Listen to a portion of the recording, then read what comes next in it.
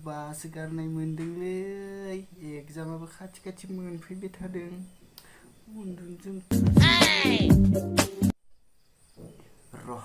दसे बिगियान बिजाबखौ नायनानै दुमफ्ला उन्दुनानै थानि बिगियान बिजाब इलाय मोनबाय आं दा फरायनो नागिरदों खोन्दो 5 गुदिमुवाफोरनि आन्थोरारि थाखो राननाय जों थाखो 9आव सोलोंबोखाबायदि जोंनि सोरगिदिं थानाय मुवाफोरनि गुदिमुवाखौ से आरो जथाय महराव थायो आरो गुदिमुवाफोराव मोनसे रोखोमनिल' गुनद्रासा थायो दासिम बेसेबां गुदिमुवाफोरनि सोमोन्दै मिथिनाय जाबाय नोंसोर मिथिगौ ना आथिखाल ओंखारसोबाय माथो फरायनो हानाय नंला खोमालां र' दसे पिकेजिं एसामिस गेलेनि उन्दुनो ओंखारगागोन खोमा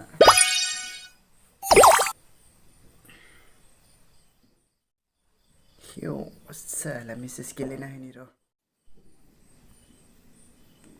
बुआ आंखौ हेपि दिवाली होनहरदों माथो हेपि दिवाली जाहायाफ्रा मा जाज्रांबाय थायो हेपि दिवाली दे उन्दुनो ओंखारसोबाय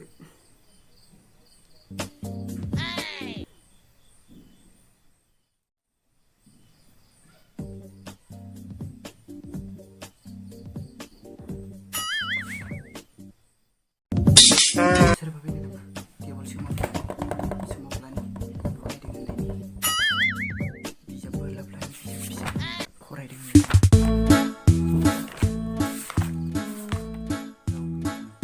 ओरैनो गिला हाबायदों मेगना जाथारलालै उन्दुनो ओंखारसोबाय एगजामा खाथि मोनफैथारबाय मा जाबावगोन जाबा जाथोंसै उन्दुनो ओंखारसोबाय